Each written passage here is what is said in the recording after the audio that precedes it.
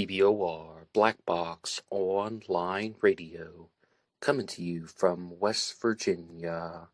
BlackBoxNid88 on Instagram for the bonus podcast.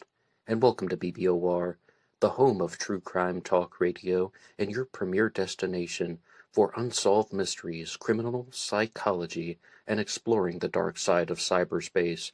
My name is Ned DeHaan, and I am your host, as well as the creator of AstroPsych 400 here on YouTube, and regular contributor to the Zodiac Killer channel.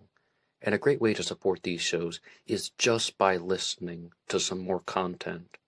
But you can also go over to Amazon.com and have a look at the book Killer on a White Horse, written by me, Ned DeHaan. It is a novel, murder mystery, inspired by the Zodiac Manson connection, but it is indeed fictional. However, who doesn't love a good mystery?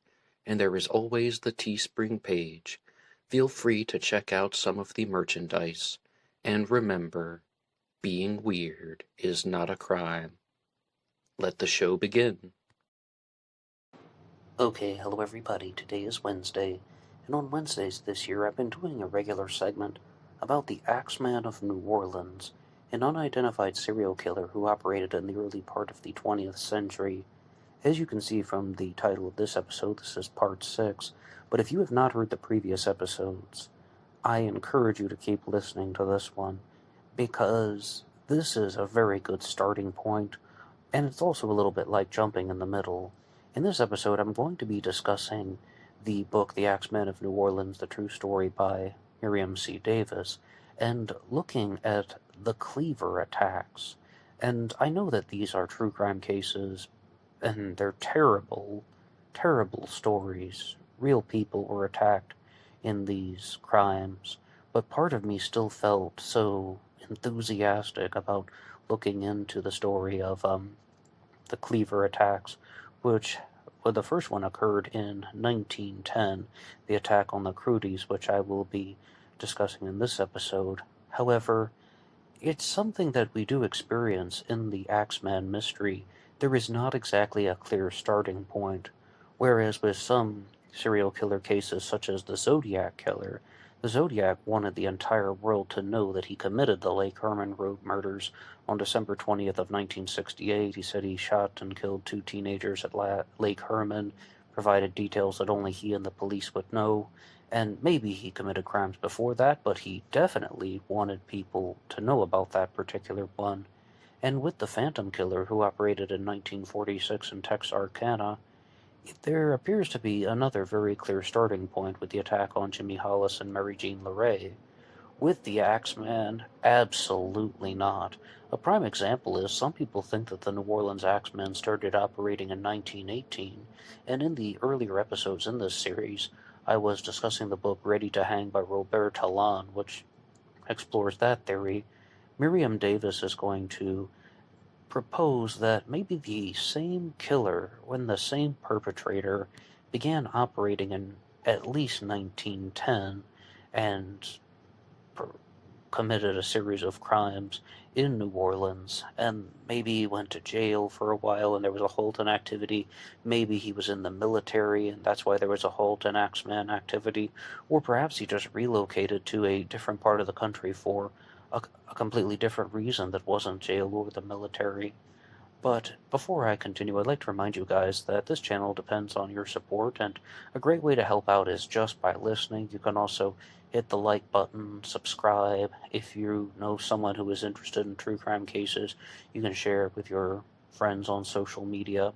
And you can download the show for free at LaunchPad 1. There's a link to that in the description box. Download the audio version as a pure podcast. Take it on the go anywhere and anyhow. If you would like to download the video version, you can use YouTube Premium, but that one you have to pay for. LaunchPad 1 is free. And another great way to support all of these efforts is to go over to BuyMeACoffee.com. There's a link to that in the description box. This website allows you to make a donation or contribution to help support the program, and anybody who makes a contribution will get a shout-out on Zodiac Monday. Every Monday is Zodiac Monday here on BlackBoxOnlineRadio. But to discuss the attack on the Hoodies, This is Harriet and August John Crudy. Mostly it's just the attack on August. He becomes the sole focus of the Axeman, if this is indeed the same person. But you might be noticing from referring to the title of this attack, the Cleaver, an axe was not used, so that's an immediate difference. Somebody had stolen a meat cleaver from a butcher shop, and this was determined because of crime scene reconstruction that was done by the investigators at the time. And the perpetrator broke into the home of the Crudys, and then she then the perpetrator decided to have somewhat of a confrontation and saying words like, "Is that all you got? I want all of it." And then Harriet Crudy's actually the one who says, "Yes," she insisted, "just take it." And then the next line in the book is, "Mrs. Crudy was too frightened to mention more substantial amounts of money were hidden under the mattress. Fortunately, the intruder believed her, and he turned around and strode out of the bedroom." But this is after that he has struck August John Crudy with the Cleaver, and there's also a line that says, "I'll do what you want. I'll do what I did to your husband." And panicking, Mrs. Crudy looked down and saw her bloodied husband lying across at the foot of the bed. And at that moment she exclaims, "You've murdered him," because at that point she thought that he was dead. And this is something that is a commonality between the Axeman attacks of 1918 and 1919 and the Cleaver attacks, that they were extremely bloody. There's a very interesting choice that was made by Miriam C. Davis to devote Chapter 1 in her book not to the Cleaver attacks, or not even to the first confirmed Axeman attacks, the Maggios, but to begin with one of the more famous Axeman attacks, the attack on the Cortamiglias, and that is when the child was murdered by the Axeman, Mary Cortamiglia. And someone thought the same thing, that all three people who had been attacked by the Axeman, it was a father, a mother, and the baby, were all attacked, and they thought that they had all three been murdered because the crime scenes were just so bloody and it looked like very vicious attacks taking place. But you can see that there's a particular difference between the Axeman and the Cleaver attack, and that is that there's a small conversation about money. With the Axeman, at least in the popularized narrative, the Axeman of New Orleans is reported not to have taken money, and they're trying to promote, by they I mean people like Robert Talon, were trying to promote this idea that the Axeman was a serial killer who operated because of either bloodlust or some type of deranged fantasy or some type of revenge plot, to some type of external or an extrinsic reason about not liking people who worked in the grocery store business. However, with the Crudy attack, you have someone openly saying that he is doing this for profit. Now, is that the same person or is that a different person? And I don't mean to jump ahead too much, but because I've talked about some of this before on the channel, I am reminded of how there is a theory that the Cleaver attack and the Axeman attacks were committed by the same person. It's just that the Axeman chose to use an axe instead of a cleaver because it was more easily available. As I said, the cleaver was stolen from a butcher shop 6 blocks away, and they had, like, I guess, forensic evidence to support that, although that was not the clearest presentation in the book. But then the meat cleaver is used, but that's not something that is going to be found nearby most of the homes. An axe is going to be found nearby most of the homes because many people had wood-burning stoves, and they would have an axe on the property. At this point in the series, I think that it's rather difficult to identify a suspect in the Axeman case, so the challenge question that is going to be explored is, does this person, the Cleaver attacker, seem consistent with the behaviors of the New Orleans Axemen who would operate 7.5, 8 years later. A big similarity between the Cleaver attack and the Axeman attack is that August John Crudy did indeed work in the grocery store business, like many of the Axeman's victims. He was of Italian descent, and I'll just read something very brief about that. Their small business was a typical one of its time, a small grocery and bar attached to the family's living quarters. Moving noiselessly, the intruder passed through the kitchen, through the grocery store, and on into the bedroom. And there's actually a question that is asked to the readers, but why? With this exact one, it seems that there is a type of financial motive, and it's not solely about just wreaking havoc on someone who worked in the grocery store business. I mean, since I started this series, I've encountered all types of possibilities where some people are saying that, oh, well, this guy wants to put the competition out of business, and then on the other hand, they're saying that, well, one of his parents was probably a grocery store owner and he just hated them. And then there is still the possibility that the Axeman or the Cleaver attacker is a henchman for the Sicilian Mafia operating in New Orleans, and they're trying to either destroy the competition, put people out of business, and that it's actually a much larger criminal operation, and the Axeman isn't some type of twisted, demented individual, but just doing the bidding of a mafia boss. But some more details, though, about August Crudy and Harriet Crudy. The 40-year-old son of an Italian immigrant, August John Crudy, and his 29-year-old wife, Harriet, had opened their store on the corner of Royal and Lessop Street only a month before. It was located in the Bywater district of New Orleans, a block from the Mississippi River, just over a mile and a half east of the French Quarter. Crudy had been in the ice business, but he had worked hard to save money to buy his own grocery, a modest establishment in a modest neighborhood.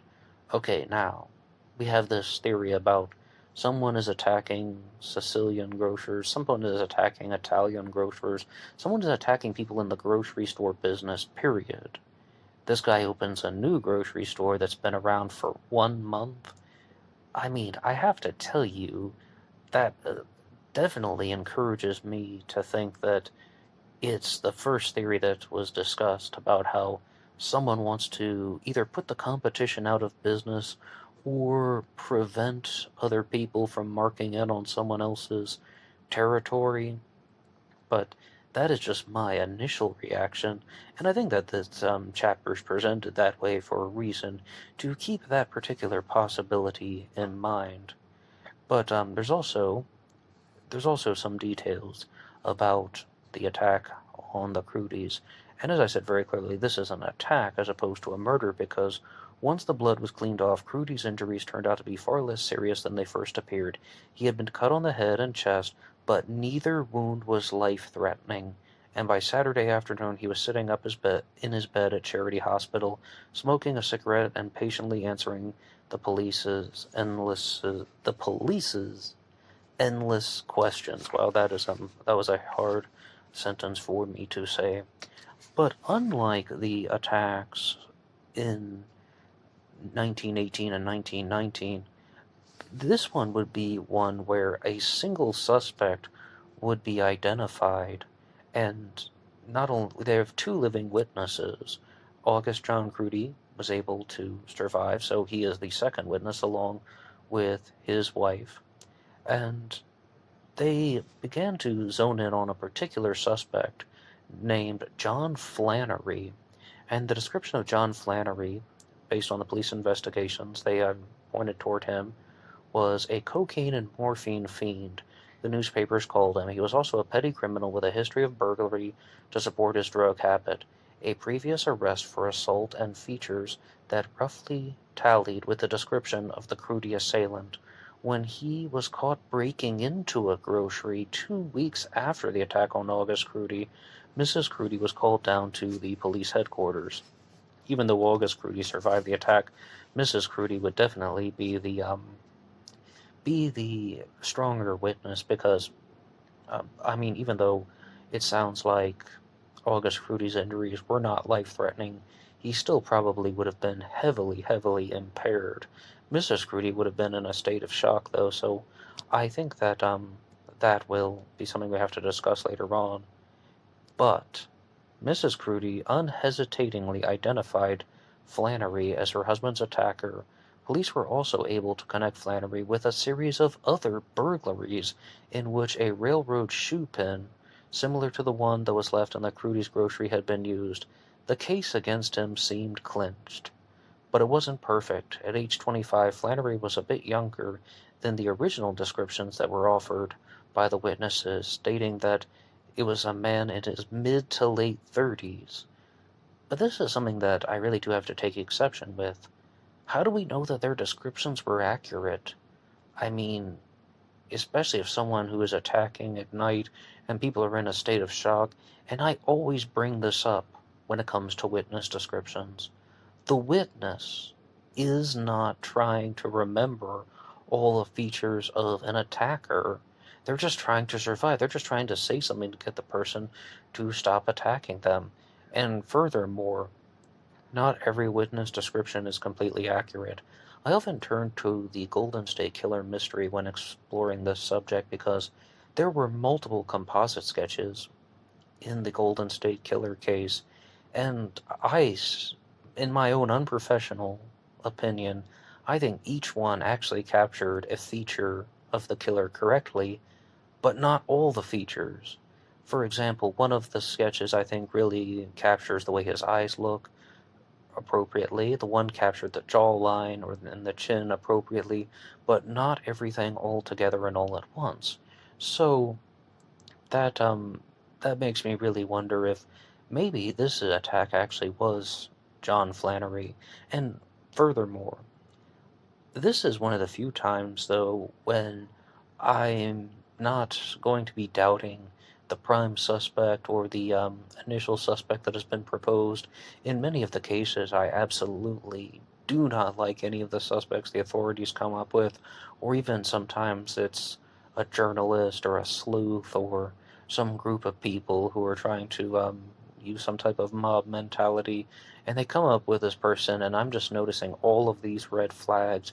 If anything, based on this very small piece of text, and there could be more to the story, there could be more information, but just reading this description, I think that this part of the book and these sets of paragraphs encourage the reader to think, all right, maybe this actually was the suspect, John Flannery, who just didn't match the description because they got the description wrong. Maybe the witnesses were just mistaken about some of his particular features.